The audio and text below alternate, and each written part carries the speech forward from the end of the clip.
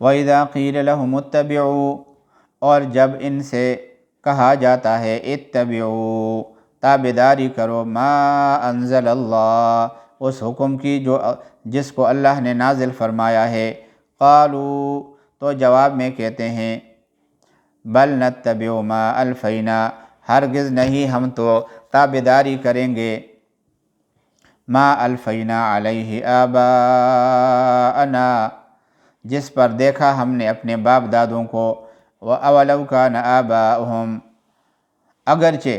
ان کے باپ دادے لا یعقلون شیئا،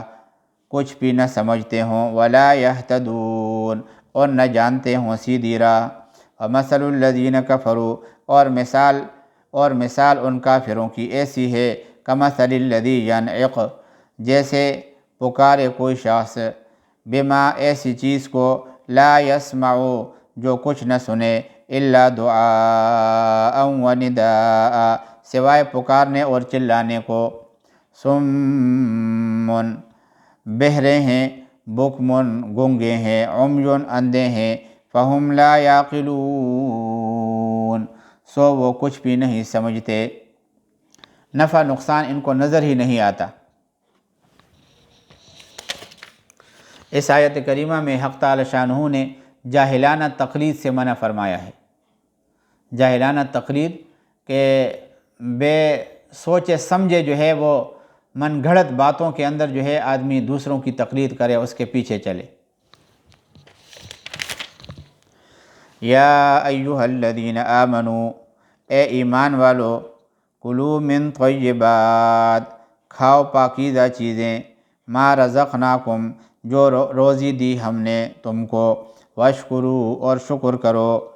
واشکروا للہ، اور شکر کرو اللہ کا، ان کنتم ایاہ تعبدون، اگر تم اسی کے بندے ہو۔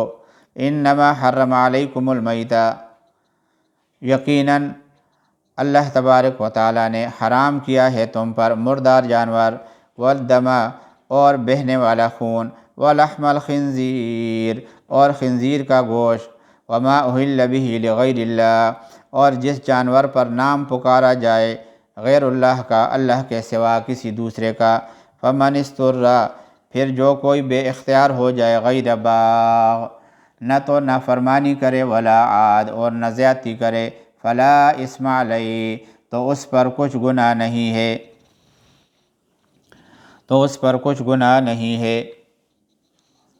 ان اللہ غفور الرحیم، یقیناً اللہ تبارک و تعالی بڑا بخشنے والا مہربان ہے۔ اس آیت کا ما قبل کی آیت کے ساتھ ربط یہ ہے کہ پہلے یہ بیان اللہ تبارک و تعالی نے ذکر کیا تھا کہ تم حلال کو حرام مت کہو، جس چیز کو اللہ نے حلال قرار دیا ہے اس کو حرام اپنے اوپر نہ کرو۔ اب یہاں پہ اللہ تبارک و تعالیٰ اس آیت کریمہ کے اندر یہ بیان فرما رہے ہیں کہ جو چیزیں حرام ہیں ان کو حرام سمجھو، اور خود تم کسی کو حرام نہ قرار دو۔ اللہ تبارک و تعالیٰ نے جن چیزوں کو حرام قرار دیا ہے اس کی ایک فہرست یہاں پہ بیان کر دی ہے، تو یہ جو ہے وہ آیت کریمہ کے ساتھ ربط ہے۔ اب یہاں پہ جو چند چیزیں ہیں اس میں سے ایک چیز تو اللہ تبارک و تعالیٰ نے بیان فرما دی ہے کہ 4 چیزیں ہیں جن کو اللہ نے حرام قرار دیا ہے، ان میں سے ایک مردار ہے جس کو میتہ کہا اللہ تبارک و تعالیٰ نے، اور دوسرے نمبر پر خون ہے، اور تیسرے نمبر پر سور کا گوشت، خنزیر کا گوشت ہے، اور چوتھے نمبر پر جن پر غیر اللہ کا نام لیا جائے اور اس کو ذبح کر دیا جائے۔ یہ 4 چیزیں اللہ تبارک و تعالیٰ نے حرام قرار دی ہیں۔ اس میں اب یہ تفصیل میں تھوڑا سا مختصراً عرض کرتا ہوں۔ یہ کہتے ہیں مردار سے وہ جانور مراد ہے جس کے حلال ہونے کے لیے شریعت نے ذبح کرنا ضروری قرار دیا ہو، مگر وہ ذبح کے بغیر خود بخود مر جائے، یا جو ہے اس کا گلا گھونٹ کر مار دیا جائے، یا اس طریقے سے کوئی چوٹ سے جو ہے نا وہ مر جائے، تو وہ مردار اور حرام ہے۔ اللہ تبارک و تعالیٰ نے فرما دیا کہ اس کا استعمال کرنا تمہارے لیے جائز نہیں ہے۔ لیکن خود قرآن کریم کی ایک دوسری آیت ہے احل لکم صید البحر، کہ اللہ تبارک و تعالیٰ نے دریائی جانوروں کو تمہارے لیے حلال قرار دیا ہے۔ اس بنا پر احادیث صحیحہ، اور اس احادیث صحیحہ کے اندر مچھلی اور جو ٹڈی ہے اس کو مردار سے مستثنی قرار دیا ہے۔ جو مچھلی ہے اور جو ٹڈی ہے یہ کہتے ہیں کہ یہ حلال ہیں۔ نبی کریم صلی اللہ علیہ وسلم نے فرمایا ہمارے لیے دو چیزیں حلال ہیں، اللہ نے ہمارے لیے دو چیزیں حلال قرار دی ہیں، نمبر ایک مچھلی، نمبر دو ٹڈی، اور دو خون ہمارے لیے حلال قرار دیے ہیں، نمبر ایک جگر اور دوسرا طحال، اس کو طحال کا لفظ آیا ہے، یہ دو خون اللہ نے حلال کیے ہیں۔ تو اگر جانوروں کے اندر سے مچھلی اور ٹڈی کو بغیر ذبح کے بھی استعمال کیا جائے تو بغیر ذبح کے ان کا استعمال کرنا جائز ہے، اور یہ جو ہے وہ بالکل آدمی استعمال کر سکتا ہے، اس کے حلت کے اندر کوئی شک نہیں ہے، چاہے وہ خود مر جائیں یا اس کو مارا جائے، ٹھیک ہے۔ البتہ جو مچھلی جو ہے نا وہ گل سڑ کر پانی کے اوپر آ جائے تو وہ حرام ہے، ٹھیک ہے۔ مثلا دریا ہے یا سمندر وغیرہ ہے، اس میں کسی وجہ سے جو ہے نا وہ مچھلیوں کو مار دیا جائے، تو وہ تو خود مارا ہے یا خود مری ہیں، اوپر آ جاتی ہیں تو اس کا جو ہے آدمی کے لیے حلال ہیں۔ لیکن اگر گل سڑ کر اس کے اعضاء گل سڑ کر وہ پانی کے اوپر آ جائے پھر آدمی اس کو پکڑ لے تو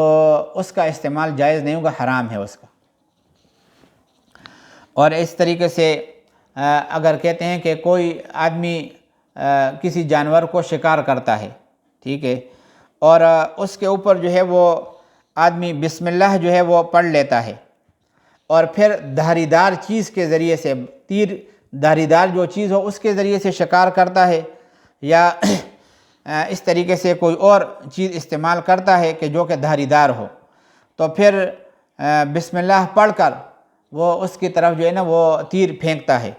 تو اس صورت میں بھی بغیر ذبح کے اس کے لیے وہ حلال ہے۔ البتہ بندوق کی گولی سے جو جانور جو ہے وہ زخمی کر دیا جائے اور زخمی ہونے کے بعد پھر اس کو ذبح کر دیا جائے، ابھی تک اس کے اندر زندگی کے آثار ہوں کہ اس کو زخمی کرنے کے بعد پکڑ لیا جائے اور پھر اس کو جو ہے نا ذبح کر لیا جائے تو یہ بھی حلال ہے۔ لیکن اگر وہ بندوق کی گولی سے مر جائے تو پھر اس صورت میں یہ حلال نہیں ہوگا۔ اس کی وجہ یہ ہے کہ یہ جو بندوق کی گولی ہے نا یہ تیز دھاریدار نہیں ہے، اس کے گویا کہ یہ داخلے چوٹ کے اندر، جیسے چوٹ سے جو ہے نا کوئی جانور مر جائے تو وہ مردار کہلاتا ہے۔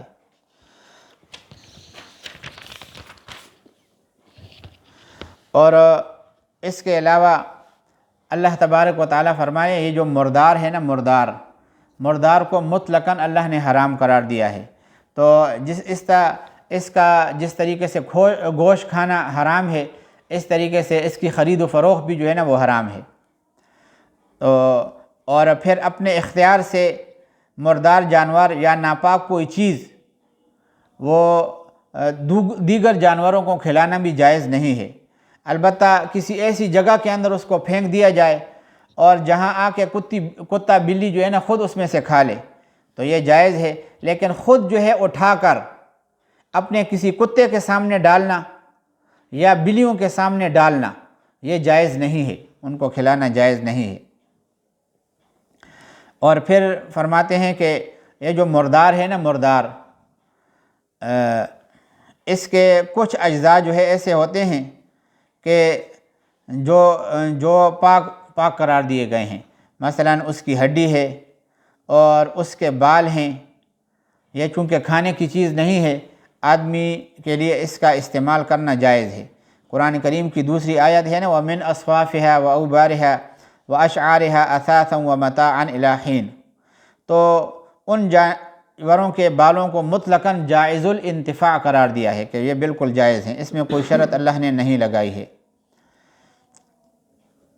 اور اس طریقے سے جو مردار جانور کی چربی ہے اور اس سے جو چیز بنائی جائے وہ بھی حرام ہے۔ ان کا استعمال کسی طرح جائز نہیں ہے اور نہ خرید و فروخت جائز ہے۔ اس طریقے سے یورپ سے جو ہے نا وہ بہت سی چیزیں آتی ہیں جیسے صابن وغیرہ ہے، اس میں لوگ کہتے ہیں کہ خنزیر اور سور کی چربی کو شامل کیا جاتا ہے، تو کہتے ہیں کہ اس صورت میں احتیاط یہی ہے کہ اس کو بھی استعمال نہ کیا جائے۔ البتہ اگر مردار کی چربی کا یقین نہ ہو تو پھر آدمی کے لیے اس کا استعمال کرنا جائز ہے۔ اس طریقے سے دودھ کا پنیر بنانے میں کہتے ہیں کہ ایک چیز استعمال ہوتی ہے جن کو عربی کے اندر انفحہ کہتے ہیں۔ یہ جانور کے پیٹ سے نکالی جاتی ہے اور اس کو دودھ میں شامل کرنے کے لیے اس سے دودھ جم جاتا ہے۔ اگر یہ اس جانور کی ہو کہ جس پر اللہ کا نام لے کر ذبح کیا گیا ہو تو پھر اس کے استعمال میں کوئی حرج نہیں ہے، اور اگر ایسے جانور کی ہو کہ جس پر اللہ کا نام لے کر ذبح نہ کیا گیا ہو تو پھر اس سے جو ہے نا وہ دودھ کو گاڑھا کر کے پنیر بنانا یا دہی بنانا یہ جائز نہیں ہے۔ اور کہتے ہیں نا کہ بہت سے یورپین ممالک سے جو پنیر یہاں پہ آتا ہے تو اس کے بارے میں کہتے ہیں کہ اس سے پرہیز کرنا چاہیے، کیونکہ وہ بھی جو ہے وہ اس کے اندر انفحہ کا استعمال ہوتا ہے۔ اور دوسری چیز اللہ نے خون کو ذکر کیا ہے، یہ بھی حرام ہے، اور یہاں پہ اس سے مراد جو ہے وہ بہنے والا خون ہے، کیونکہ آگے آیت کے اندر آتا ہے او دمم مسفوحہ، تو اس میں جو منجمد خون ہو، مثلا گردہ ہے، تلی وغیرہ ہیں، یہ حلال اور پاک ہیں۔ جو بہنے والا خون ہے یہ حلال نہیں ہے۔ جیسے ہم جانور کو ذبح کر لیتے ہیں اور کافی خون جو ہے نا وہ بہہ جاتا ہے، اگر وہ خون جو ہے نا کوئی برتن کے اندر محفوظ کرے تو یہ اس کا استعمال بھی جائز نہیں، یہ حرام ہے۔ اس طریقے سے یہاں پہ فقہا نے یہ بھی لکھا ہے کہ جو خون ذبح کے بعد گوشت میں لگا رہ جاتا ہے وہ حرام نہیں ہے، حلال ہے۔ وہ اگر جسم کے اوپر لگ جائے نا، جسم کے اوپر، جیسے ہم گوشت لاتے ہیں، جیسے ہم جو ہے نا وہ قصاب سے گوشت خرید کر لاتے ہیں تو وہ ہمیں جو ہے نا وہ گوشت کاٹ کر ہمیں شاپر کے اندر ڈال کے دے دیتا ہے۔ اب اگر وہ گوشت جو ہے نا وہ جسم کے اوپر یا کپڑوں کے اوپر لگ جائے اور پھر جو ہے نا وہ کوئی اثر نمایاں طور پر نظر آنے لگے تو ظاہر ہے کہ وہ خون کا ہی اثر ہوگا، تو اس سے جو ہے نا کپڑے ناپاک نہیں ہوں گے۔ کیوں؟ اس لیے کہ یہ بہنے والا خون نہیں ہے۔ اس طریقے سے جو مچھر ہے، مکھی ہے، کھٹمل ہے، ان کا خون بھی ناپاک نہیں ہے۔ ناپاک نہ ہونے کا مطلب یہ ہے کہ کپڑوں کے اوپر اگر لگ جائے نا، کپڑے اس سے ناپاک نہیں ہوتے۔ اور ایک مسئلہ یہاں پہ بھی فقہا نے ذکر کیا ہے کہ جو خون ہے نا، خون جس طریقے سے بہنے والے خون کا استعمال کرنا حرام ہے، اس طریقے سے جسم کے اوپر بھی اس کو لگانا یہ بھی جائز نہیں ہے۔ ٹھیک ہے، یہ بھی خارجی استعمال بھی اس کا حرام ہے۔ اس طریقے سے جتنے بھی نجاسات ہیں سب کی خرید و فروخت اور نفع اٹھانا حرام ہے۔ اچھا، ایک مسئلہ یہاں پہ ایک اور فقہا نے ذکر کیا ہے کہ عموماً کوئی آدمی بیمار ہوتا ہے اور اس کے جسم کے اندر خون کم ہوتا ہے، تو ڈاکٹر جو ہے وہ اسے خون چڑھانے کے لیے ضروری قرار دیتے ہیں کہ اس کو جب تک خون نہیں چڑھایا جائے گا تو اس وقت جو ہے نا وہ اس کے جسم اس انداز سے کام نہیں کرے گا جس طریقے سے ہونا چاہیے۔ تو کہتے ہیں کہ اس صورت میں اللہ تبارک و تعالیٰ نے ہر انسان کو یہ حکم دیا ہے کہ وہ دوسرے کے ضروریات کا خیال بھی رکھے۔ تو یہ جو خون ہے اگرچہ انسانی جز ہے لیکن بدن سے نکالا جائے تو وہ نجس ہو جاتا ہے۔ اب اس کا تقاضا تو یہ ہے کہ دوسرے انسان کے جسم میں داخل ہونے کی وجہ سے یہ بھی حرام ہو، لیکن یہ جو ہے نا وہ اس کو جائز قرار دیا گیا ہے کہ آدمی دوسرے کو خون دے سکتا ہے۔ اس طریقے سے اور بھی بہت سے مسائل علماء نے یہاں پہ ذکر فرمائے ہیں۔ اور دوسرا جو خنزیر ہے نا، خنزیر تیسرے نمبر پر، خنزیر کے گوشت کو اللہ نے حرام قرار دیا ہے، اور یہاں پہ جو ہے نا جو خنزیر کا گوشت ہے یہ تو حرام ہے ہی، اس کے ساتھ اس کے جتنے بھی اعضاء ہیں، مثلا اس کی ہڈی ہے، اس کا کھال ہے، بال ہے، پٹھے وغیرہ ہیں، یہ امت کے اجماع سے حرام ہے، باجماع امت یہ حرام ہے۔ تو یہاں پہ جو لفظ لحم کا اللہ تبارک و تعالیٰ نے بڑھا دیا ہے، اس میں اس بات کی طرف اشارہ ہے کہ خنزیر جو ہے وہ دوسرے جانوروں کی طرح نہیں ہے کہ جو ذبح کرنے سے پاک ہو جائے۔ یہ اگرچہ کھانا حرام ہی ہے کیونکہ خنزیر کا گوشت ذبح کرنے سے بھی پاک نہیں ہوتا، وہ نجس العین ہے، حرام ہے، اور اس کا چمڑا جو ہے وہ بھی حرام ہے۔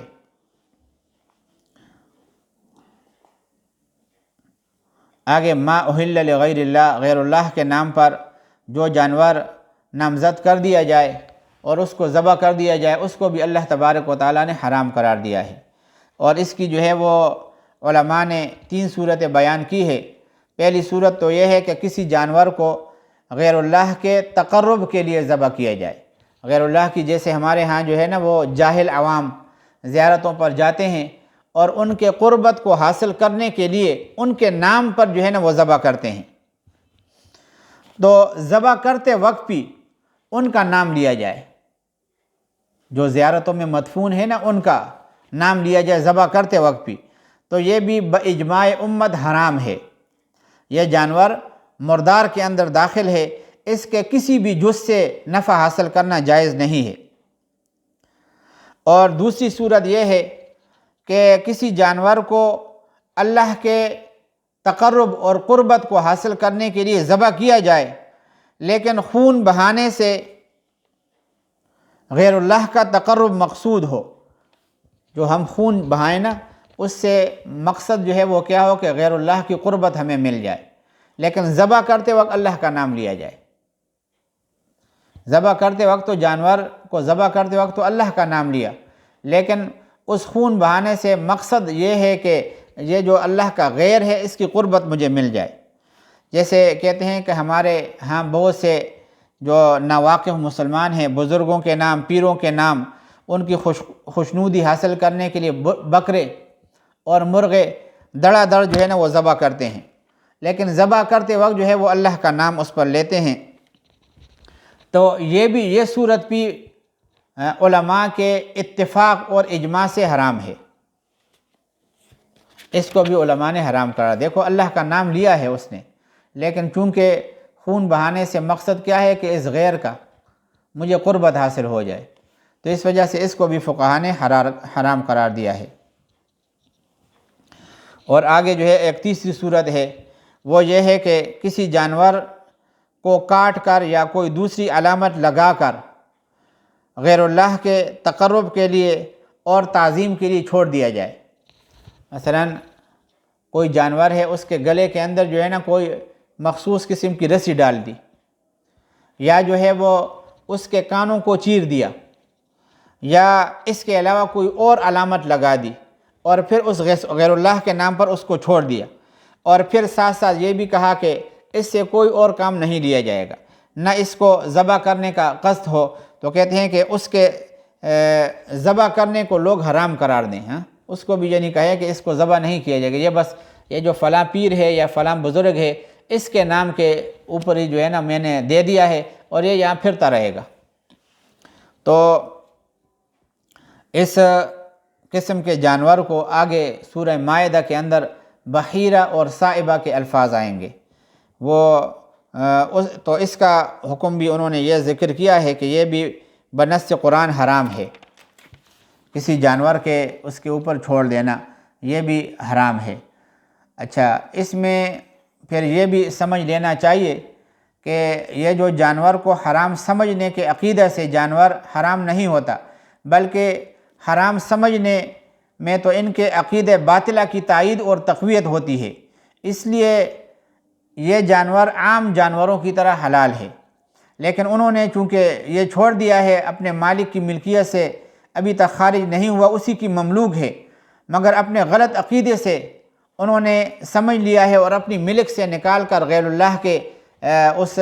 غیر اللہ کے نام پر کر دیا ہے، وقف کر دیا ہے، تو شرعاً یہ عقیدہ باطل ہے۔